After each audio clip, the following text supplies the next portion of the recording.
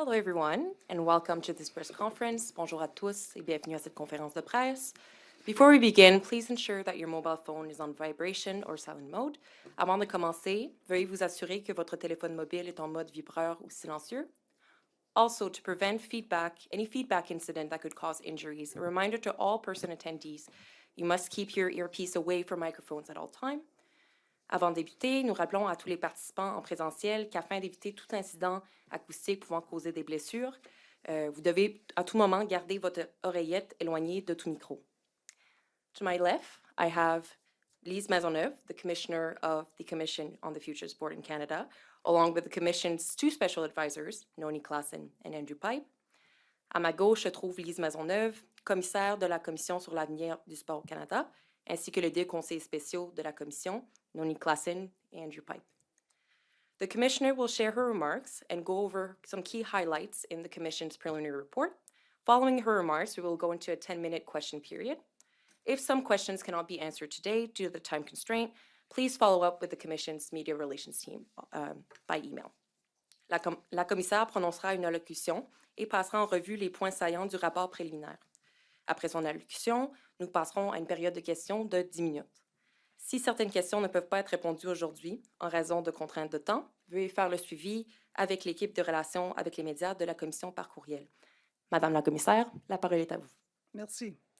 Avant de débuter, j'aimerais souligner que nous sommes réunis aujourd'hui sur le territoire traditionnel et non cédé du peuple algonquin Anishinaabe. Je reconnais et remercie la terre sur laquelle nous vivons et nous travaillons, ainsi que les personnes qui en ont pris soin. Before giving my remarks, I would like to acknowledge that we are gathered today on the traditional and unceded territory of the Anishinaabe Algonquin people.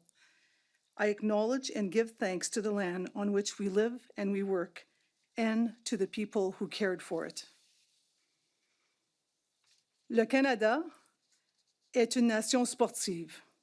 Chaque jour, d'innombrables Canadiennes et Canadiens organisent des activités sportives, y participent ou y agissent comme entraîneurs et arbitres.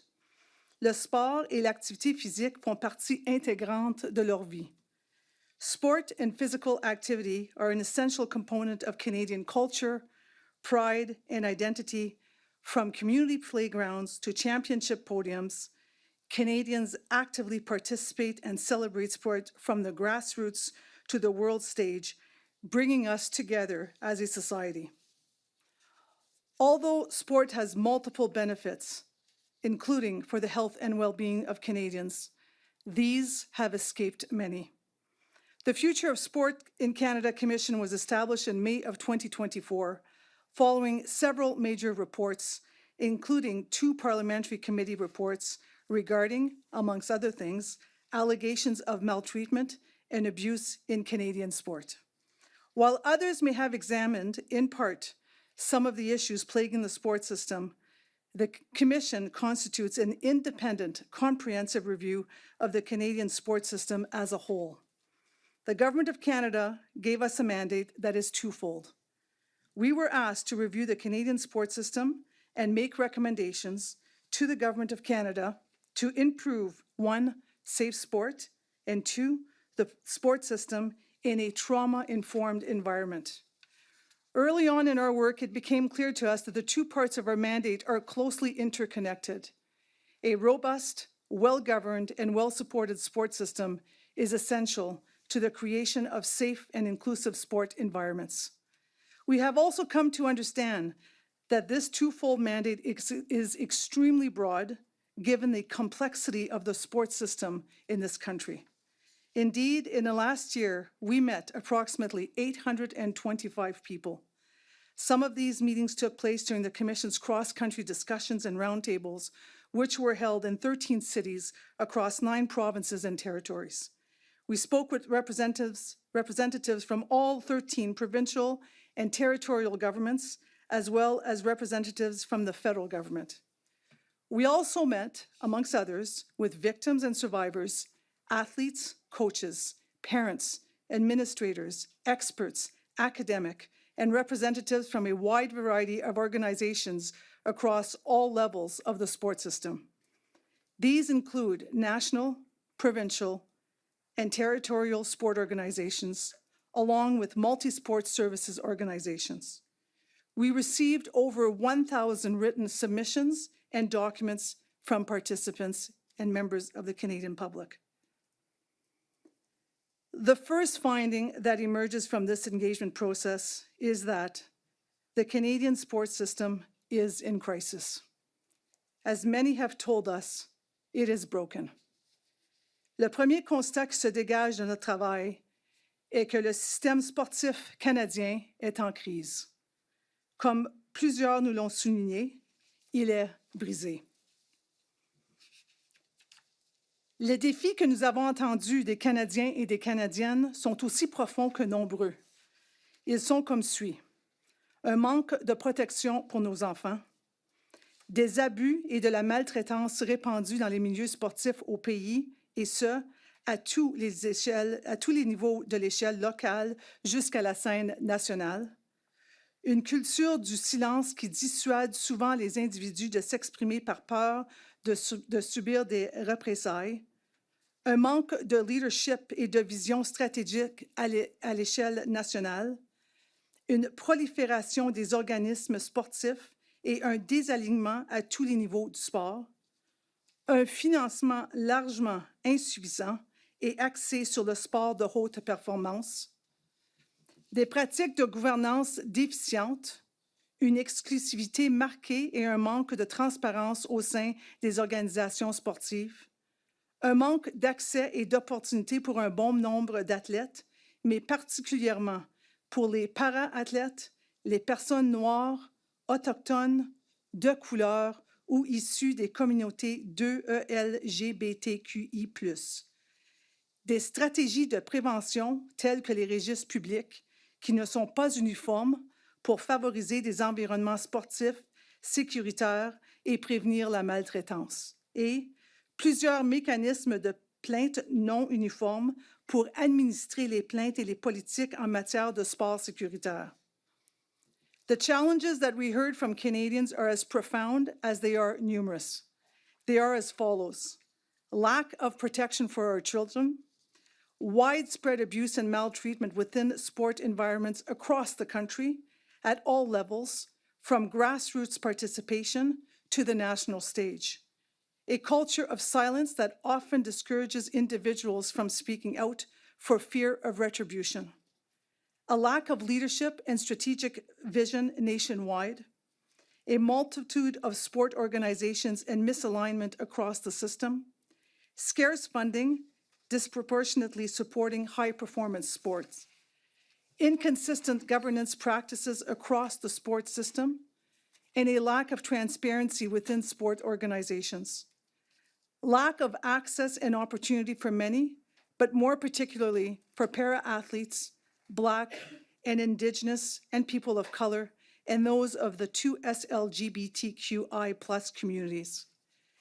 Inconsistent prevention strategies, such as public registries, to foster safe sport environment and prevent maltreatment, and numerous and often inconsistent complaints mechanism to administer complaints and safe sport policies.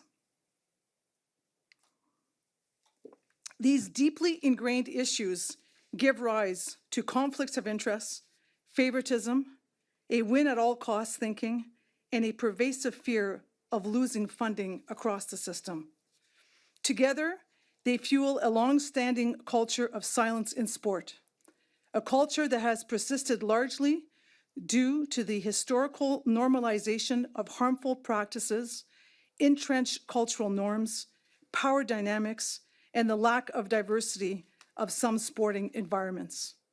Ensemble, ils alimentent une culture de silence enracinée dans le sport, une culture qui perdure en grande partie en raison de la normalisation historique des pratiques néfastes, des normes culturelles enracinées, des déséquilibres du pouvoir et du manque de diversité de certains environnements sportifs. The conversions of these factors create conditions conducive to maltreatment in sport to persist and remain unchecked, even as recent societal movements have encouraged countless individuals, worldwide to break their silence on systemic sexual harassment and abuse across workplaces, industries, and other spheres of society. As we have repeatedly heard throughout our work, maltreatment in sport, including physical punishment, sexual assault, training while injured, humiliation, intimidation, isolation tactics, failures to provide medical care, discrimination, and exploitation continue to permeate at all levels. It is also prevalent at the grassroots and local levels, where most children and young people participate. Furthermore, victims and survivors are often lost in the web of various complaints mechanisms, resulting in many feeling helpless and abandoned. While we acknowledge the efforts of the Government of Canada, including Sport Canada and others, have made in recent years to create safer sport environments, the change required to tackle systemic maltreatment in the Canadian sport system must be transformative and profound. Canadians are demanding a fundamental shift in the culture of sport. But such a shift will not occur through reforms at the top of the sports system only. While the Government of Canada must play a leadership role in driving change, provincial and territorial governments, along with sport governing bodies, must actively collaborate to ensure that it transcends provincial and community levels altogether. Shared jurisdiction over sport does not preclude transformative change. Rather, it means that meaningful collaboration between all levels of government is essential.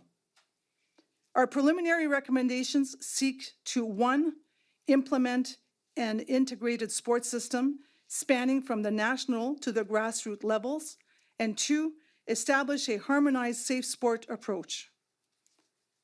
Allow me now to present the main recommendations. In relation to the sports system, we recommend that the functions of sport and physical activity be integrated under the same organization. We also recommend the creation of a centralized sport entity, an entity independent from the federal government, tasked with providing strategic leadership, coordination, administration, and oversight of sport and physical activity across the Canadian sports system. Par ailleurs, afin de garantir que le système sportif dispose des ressources nécessaires pour répondre aux besoins de l'ensemble des participants et favoriser des environnements sportifs plus inclusifs et accessibles, nous recommandons l'élaboration d'un nouveau modèle de financement du sport. En plus d'augmenter de façon urgente le financement de base des organismes nationaux de sport et de parasport, nous recommandons entre autres l'élaboration d'une stratégie de financement du sport et de l'activité physique à long terme. To ensure that the sports system has the necessary resources to meet the needs of all participants and to promote more inclusive and accessible sport environments, we recommend the development of a new sport funding model.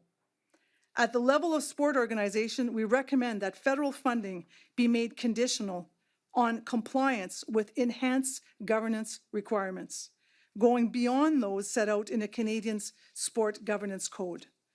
With the aim of increasing the overall efficiency of the sports system and optimizing the use of resources and public funds, we recommend implementing measures to strengthen the coordination, alignments, and collaboration between sport organizations at all levels and between different sports. Concernant le sport sécuritaire, notre rapport préliminaire s'articule autour de 3 grandes priorités: la prévention, l'intervention et le soutien. Après plus d'1 an d'engagement, nous avons constaté qu'il fallait mettre davantage l'accent sur la prévention de la maltraitance, en plus d'intervenir après qu'un préjudice ait été causé. Dealing with safe sport. Our report is structured around 3 key priorities: prevention, response, and support. Over more than a year of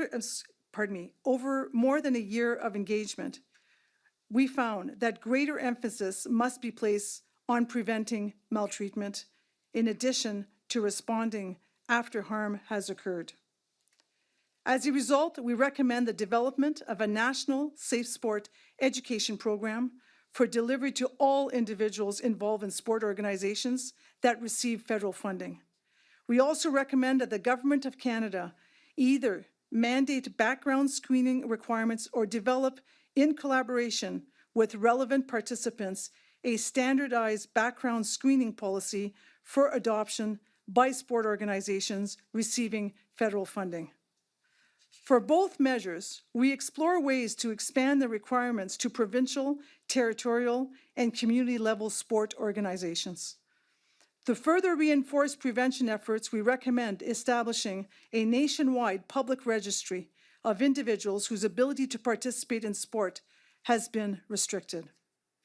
With respect to response to maltreatment, we set out in the preliminary report options which will allow for an integrated approach to responding to maltreatment across all levels of the Canadian sports system.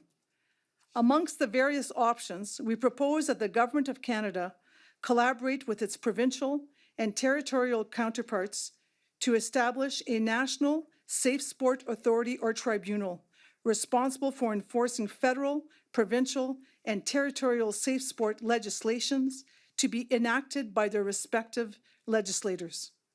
The National Safe Sport Authority or Tribunal could leverage the expertise and experience gained by the Canadian Centre for Ethics in Sport. Finally, we identified essential features that any complaint mechanism addressing reports of maltreatment should include to better support all those involved. Importantly, we recommend that they be accessible, transparent, independent, and timely, while incorporating trauma-informed approaches and upholding procedural fairness. As reflected in our preliminary recommendations, we moved beyond the status quo and the constraints posed by the division of powers within our federal system to identify sustainable solutions to systemic issues undermining the Canadian sports system. Nous sommes conscients que le succès de ces solutions repose en grande partie sur la collaboration étroite entre les différents paliers de gouvernement et les organismes de sport.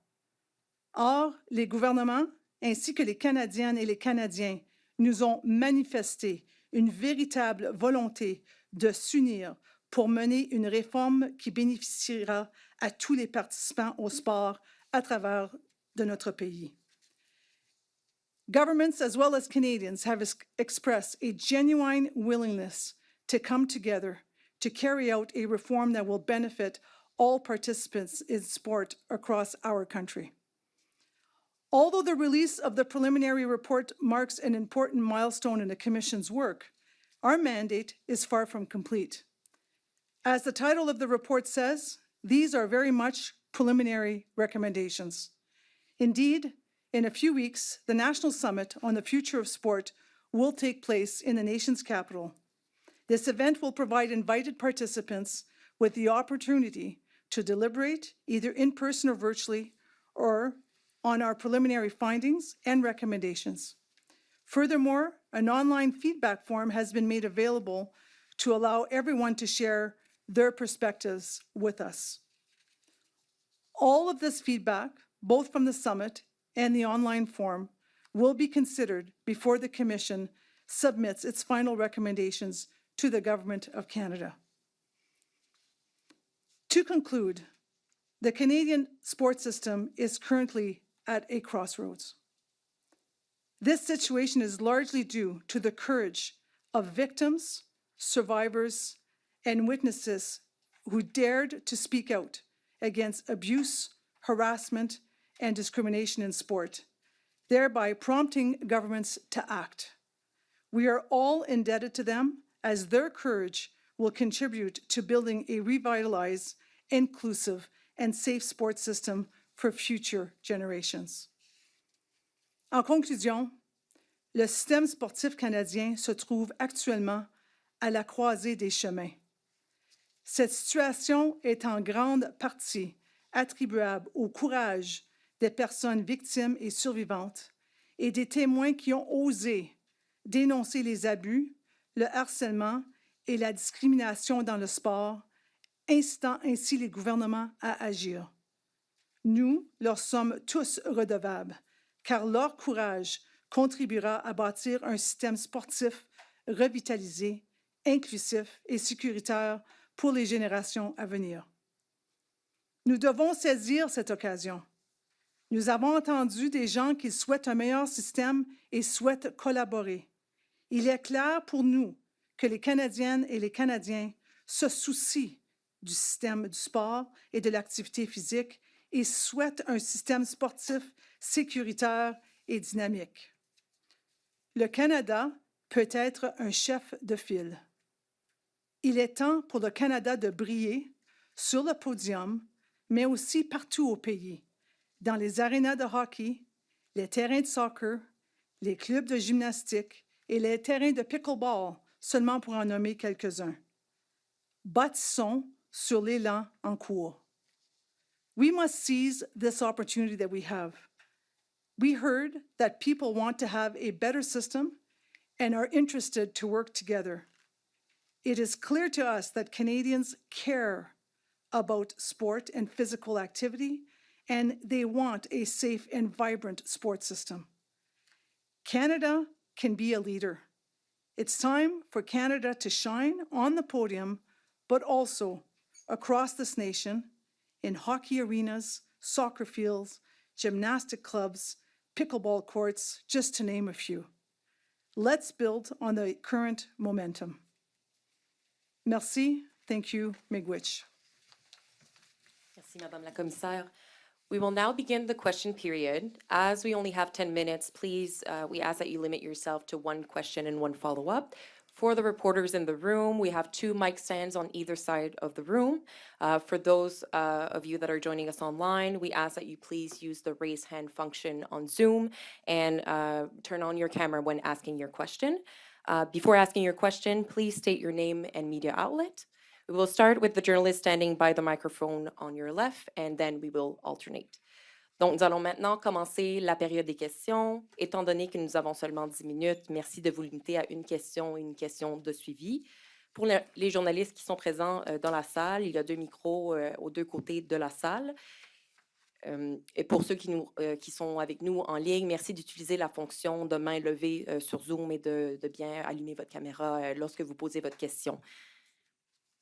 Avant de poser votre question, n'oubliez pas de mentionner votre nom et votre média. Nous allons commencer avec les journalistes en présentiel, au micro qui se trouve près de votre gauche, et ensuite nous alternerons. Merci. Bonjour, Julien Paquette avec le Journal Le Droit. Écoute, il y a plusieurs problèmes que vous soulignez dans ce rapport préliminaire-là qui sont, je crois, difficiles il y a des enjeux, des contraintes qui rendent ça difficile. Par exemple, les vérifications d'antécédents. Des fois, il y a des backlogs interminables avant de pouvoir avoir les résultats de ces enquêtes-là. Quelles parmi vos recommandations, vous voyez, sont des trucs qui peuvent être à la fois appliqués rapidement puis avoir un grand impact sur la sécurité, la sécurité des athlètes à tous les niveaux à travers le pays? Merci. Il ne faut pas oublier que nos recommandations sont des recommandations préliminaires, évidemment, et le rapport final sera livré en 2026. En fait, quelles sont les plus importantes? Nous croyons que chacune des recommandations ont une importance en soi. Il y en a peut-être qui sont plus faciles à faire un peu plus vite, entre autres peut-être un programme d'éducation, ça en serait une, et de pouvoir collaborer présentement avec les provinces. Parce que comme j'ai indiqué dans mes commentaires, il y a un appétit énorme et un intérêt énorme de tout gouvernement, tout niveau de gouvernement et de les groupes, des organisations sportives, de participer et de trouver une solution. Donc, ce serait ma réponse. Parfait. Et puis, ma seconde question, vous parlez aussi du financement qui doit être augmenté de façon urgente. Avez-vous une idée on parle de combien, par exemple, au niveau peut-être du gouvernement fédéral ou de l'ensemble des gouvernements à travers le pays? Non, non, on n'a pas de montant précis. Par contre, il est clair que le financement au niveau fédéral n'a pas été augmenté depuis 2005 et ceci crée des enjeux très sérieux pour les organismes sportifs de pouvoir survivre dans le milieu dans lequel on les met. Il est aussi important de noter qu'avec de bonnes raisons, nous demandons aux organismes sportifs nationaux et au niveau provinciaux et des territoires de faire beaucoup plus avec le même montant d'argent. Donc, c'est pourquoi nous mentionnons qu'il est urgent qu'il ait un montant, que le montant soit augmenté au niveau de contribution. Excellent. Merci beaucoup. Do we have other questions in the room? D'autres questions en présentiel? Parfait. We will now take questions from journalists on Zoom. Nous allons maintenant prendre les questions des journalistes sur Zoom et nous allons aller dans l'ordre où les mains ont été levées. So we will go in the order in which the raised hands were raised online. Donc, on va commencer avec Mathieu Massé de Radio-Canada. Oui, bonjour. Donc, voilà Mathieu Massé de Radio-Canada. Je n'ai pas de caméra à mon poste d'ordinateur, malheureusement. Donc, voilà. Le rapport souligne l'urgence d'augmenter le financement de base des organismes, tout ça, mais le rapport admet aussi qu'il y a un manque de suivi et de surveillance adéquat pour les organismes financés par le fédéral dans le passé. Alors, compte tenu de ces antécédents-là, c'est quoi la garantie concrète que s'il y a augmentation du financement de manière urgente, là, comme on le dit dans le rapport, que ça sera contrôlé rigoureusement? Bonne question. Évidemment, les deux doivent aller ensemble. Il est important que tout le monde, et puis il y a un appétit, comme j'ai dit, que tout le monde veuille participer pour regarder à leurs propres pratiques et de leur propre gérance de les fonds qu'on leur donne. Et le gouvernement canadien, comme qu'on le recommande, doit aussi s'assurer de faire un suivi et de bel et bien rendre les gens imputables pour les sous publics qui leur sont donnés. Je vous relancerai là-dessus. L'idée de créer des organismes imputables et de changer la gouvernance, ça ne se fait pas en claquant des doigts, malheureusement. Puis l'idée d'augmenter de manière urgente le financement, c'est là un peu qu'il y a un paradoxe, n'est-ce pas, si je pourrais le dire comme ça. Si on l'augmente de manière urgente sans avoir déjà établi des nouvelles structures de gouvernance, est-ce qu'on risque de perdre de l'argent encore pendant un certain moment? Les structures de gouvernance qui doivent être mises en place, je pense, peut être fait assez rapidement. Et puis, on peut changer la gouvernance présente sans que l'entité que nous avons mentionnée, indépendante, soit créée. On reconnaît que cette entité, si le gouvernement choisit de suivre cette recommandation, ça va prendre du temps et c'est normal. Par contre, il y a plusieurs autres mesures dans notre rapport que l'on parle que le gouvernement pourrait mettre en place pour, augmenter la gouvernance, deuxièmement, pour s'assurer qu'il y a un système de vérification au niveau des fonds, et ceci peut se faire en même temps que les fonds soient donnés, et ceci peut toujours être attaché à une condition du financement pour le gouvernement fédéral. Merci, Madame la Commissaire. Merci. We will now go with Rick Westhead from TSN. Hi, good afternoon. I just had a chance to read through preliminarily the report anyway, and a lot of the recommendations that you're making are almost exactly the same as those that were made in June 2024 by the Standing Committee on Canadian Heritage. As far as I can tell, the 21 recommendations that report suggested, including a national sanctions registry that was available to everyone, more transparency about publishing board meeting records, and finances, none of those have actually been adopted. And so my question is, more than a year's passed, where do you find any optimism that the recommendations that your commission is making, will be followed up on when the Standing Committee on Canadian Heritage's recommendations, there's been no action on any of those? The point that came out loud and clear for us was that our commission was one of the first time that people were having the conversation that they felt was so important to have. And that is with the victims and survivors, with the different sport organizations, with the athletes, with all levels of government, and it was done in a trauma-informed way. As a result, we felt and we have seen that there is a great appetite to come together and to finally have the discussion that needs to be had to put in place the changes that we have recommended. And I can assure you that Canadians do care about sport a great deal. Even those who went through a great deal of trauma still care about the importance of sport and want to contribute to make a different sports system in Canada and to have a healthy, vibrant sports system. You also, in your report, identify some challenges with jurisdiction, with national sport organizations being able to ensure that codes of conduct are followed by provincial organizations kind of under their purview. And one of the things I've heard from people who lead both national and provincial and territorial sport organizations is one way to address this would be to ensure that any provincial or territorial organization, sport organization that did not adopt the codes that the national organization puts in place, that those PTSOs would no longer be eligible to have athletes considered for national team programs. And I was told if this was introduced, that literally in days that the PTSOs would get on board. I didn't see anything about that in your report, and I'm wondering if any of the people who've testified have raised that as a possible leverage option for NSOs. Our report does discuss that. Our report talks about it with vertical and horizontal alignment, both at the governance level, but also with the complaints mechanism.